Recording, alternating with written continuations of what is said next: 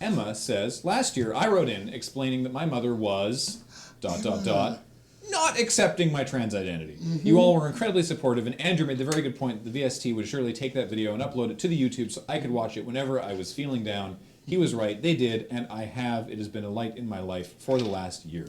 Oh, that's real nice. So that's really, really good to hear, Emma. Emma continues, this doesn't need to be specific to me or to trans people, but I'd love to see some positivity about queer folks and advice on getting on in the world. Thankfully, I'm graduated from high school, so I don't need that anymore. Oh, excellent.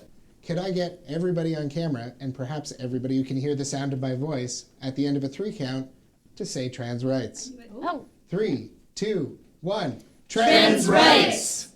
Thank you, everyone. Yay. And if you're not sure why that's important, please look into it. Trans people are often marginalized in our society, and it's very important for us to make sure that we respect and support them. Just the same as we respect and support anybody else. And I know there's also, I can see a lot of folks in the community there, so excellent. Thank you for also saying trans rights, chat. Ducky! Nice. Non-binary rights! Nice!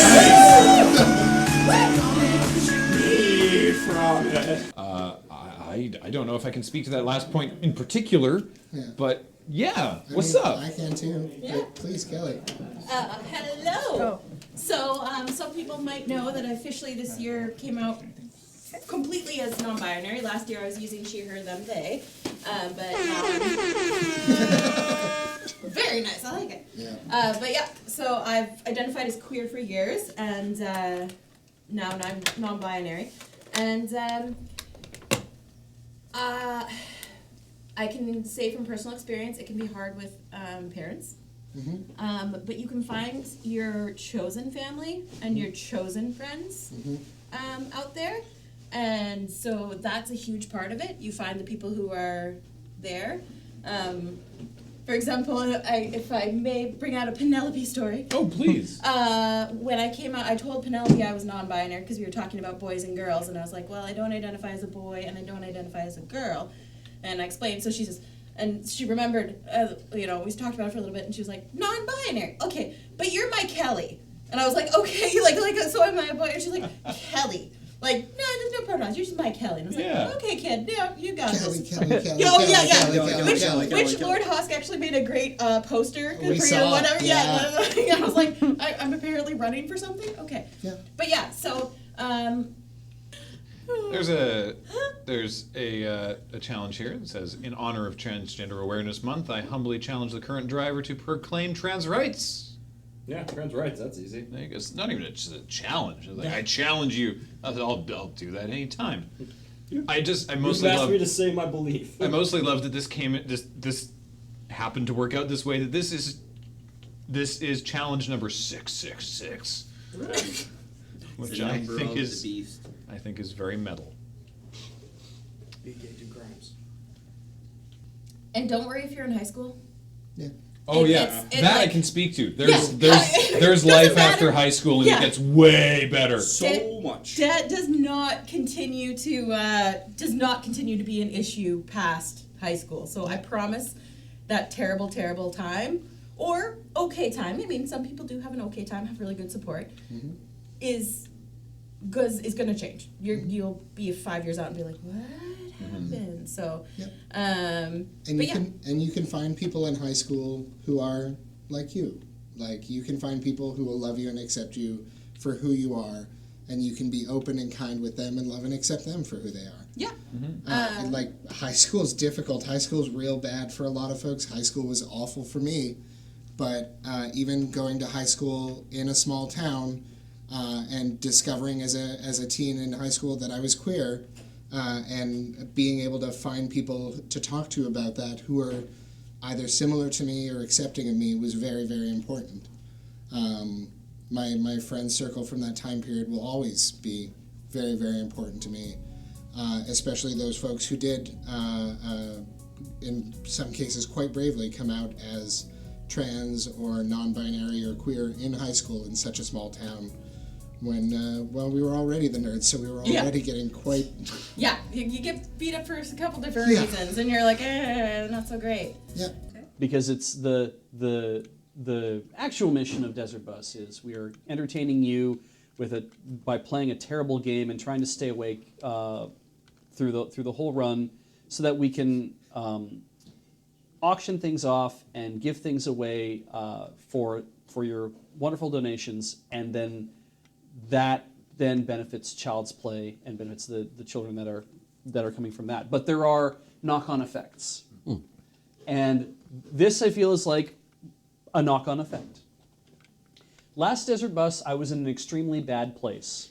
I was drinking heavily and did some dumb things, including burn my nose with an orange hot piece of metal for an art challenge, which I'm sure someone on comm saw, which embarrasses me to this day. But despite everything, Desert Bus got me through that time.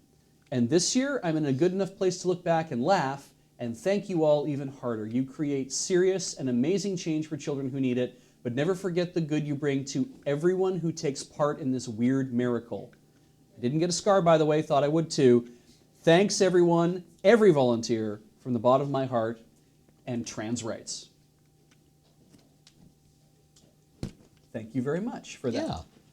And that's kind of that's what I mean by the knock-on effects of us doing this, is that there's so many people who tune in to see this, that call this one of the highlights of their year, that even if you're just sitting and watching and just kind of using it as a way to cope with what's going on in the world, that's great.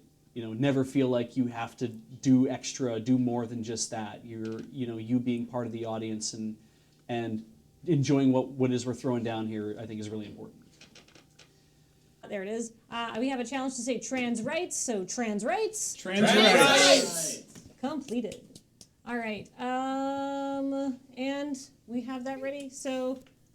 Thank you, everyone, for your introductions. Thank you, everyone, for taking the time to include pronouns in here, because it is important for all of us to do that, to show that it is important for folks to respect each other's pronouns, and as a way of being very trans-inclusive. When we, as cis folks, also do our pronouns, it makes it more normal. It makes it more regular. It makes it something that's totally standard, rather than this weird sort of othering thing that only trans folks would have to do. So it's really excellent for us to all do it, and it's something that you can do that's very low-key and chill and helps support trans folks all around. There you go. Folks in chat are bringing it up, and I want to draw attention to it as well, is that Please. High school is definitely the one that gets the most press because it's already very difficult on just a general scale, but there is no time limit. Yes. There is no Yes. limit on when you can find yourself and when you can be comfortable with who you yeah. are. It can happen in high school, it can happen in college, it can happen when you're 20, when you're 30, when you're 40, when you're 50, when you're 60, when you're 70, whatever time. Yes. Yeah. And there is no wrong time. Yes. It's okay. I was 33 Yeah. when Yeah, I it's not like officially- you graduate high school and you're like, well, I guess I'm locked in with this forever. Yeah. No, you You're not. are who you think you are Yep. at whatever point in your life that you are at. Yeah, and if you're an adult and looking at expressing yourself, for example, at work, I wear a rainbow lanyard with my tag on it, and that's something that Yep. it's something we're working for in BC in particular, because we have LGBTQ seniors here who need support, and then staff who need support too, and being recognized as who they are. So, there's ways that you can kind of Yeah. do little things. There's somebody who has asked us to help them try out a name for their transition. They're going with K. They think they've settled on K. They never heard it out loud. We might just say hi to K. Hello, Kay. Hi, Kay. Hi, K. Thank you for challenging us to do that. I hope you enjoy the show tonight, Kay. I hope that this has been a good experience for you overall, and good luck with your transition. Yeah. How is Kay spelling that? K-A-Y. Okay, cool. Okay. All right, Kay. I need to mark that as complete. So Hopefully that was diagnostic.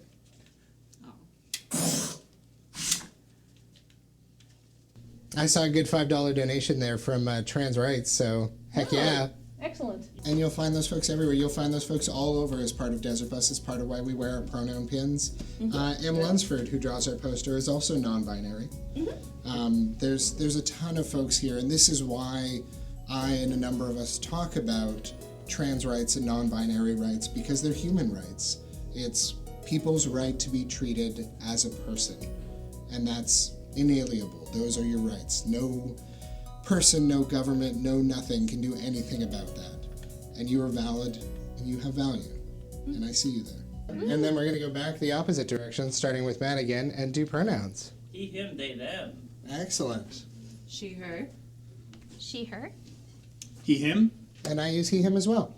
We try and specify our pronouns where we feel comfortable to do so, both because it's important and it helps everybody feel included. Yeah. I think that's everybody for Alpha Flight. Yes. Roses are red, violets are blue. Your gender is valid, and so are you. Yay! Ah, that's nice. I thought that was a very cute poem. That was a very teacherly cadence. I enjoyed that.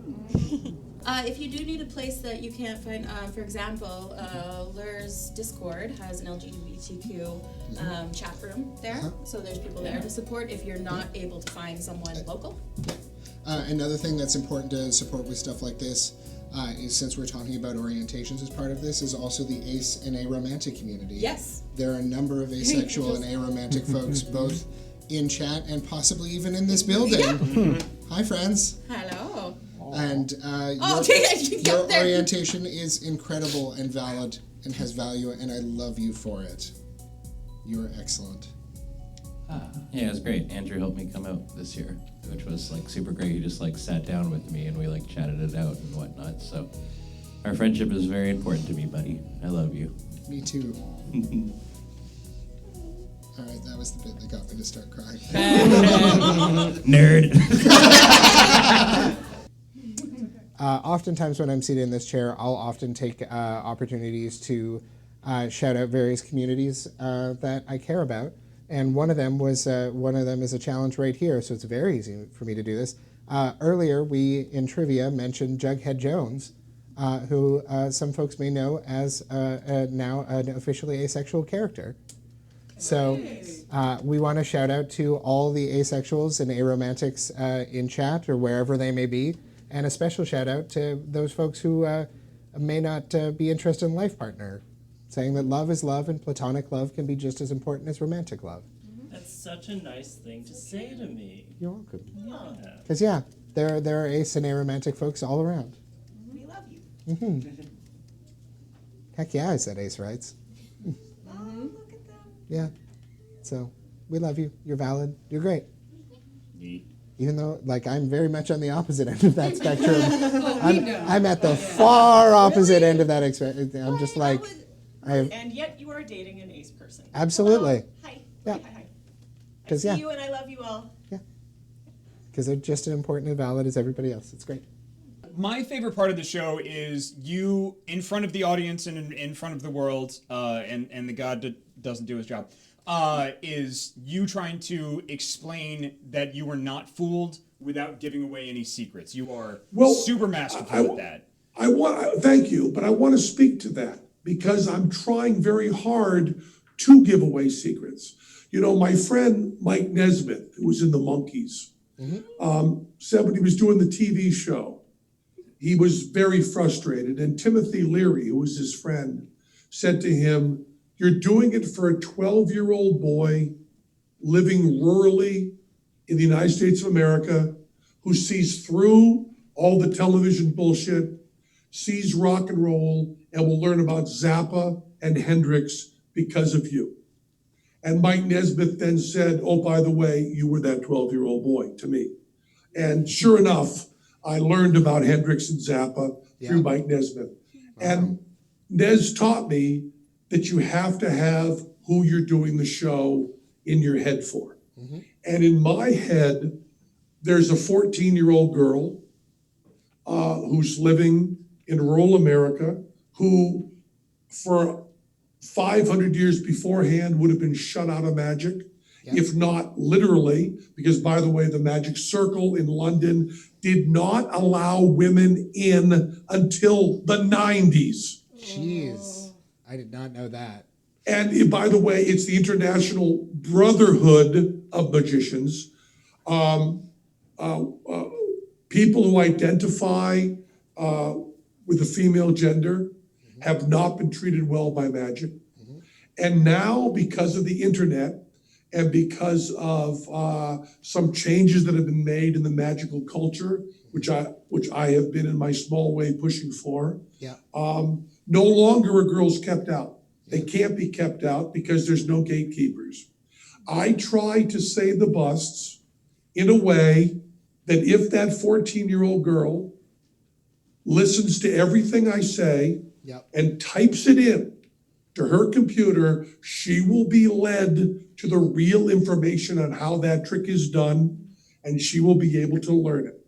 Now, the entrance is now no longer gender related and no longer urban related and no longer friendship related, but it is now hard work related. You can't type those things in and, oh, that's how it's done in a prurient way, but you can type those things in and you can meet other like-minded people who'll say, oh, you want to learn to do that trick? How's your false shuffle? How's your double lift? You better get this book. Then you come back to us in 6 months. You can find Then we'll tell you a little bit more. Yeah. So that's what I'm doing. I'm not trying to conceal the secrets. Right. I'm trying to give it to the people who haven't been offered it before. That's incredible, Penn. Thank you very much. That's awesome. I really love that you're trying to make the magic community more accessible to non-binary folks, trans women, cis women. That's great. Yeah, and there's only so much you can do. When an art form, we saw this happen in comedy. When comedy opened up to women in a real serious way, of course, my heroes, Phyllis Diller and Joan Rivers, who were good friends of mine, and absolute pioneers who aren't given enough credit for that, by the way. They're sometimes seen as kind of not fighting hard enough for women, whereas they were actually at the table doing the work. But when, at the turn of the last century, it kind of opened up, it took about 5 years before the top comedy performers in the world identified as female.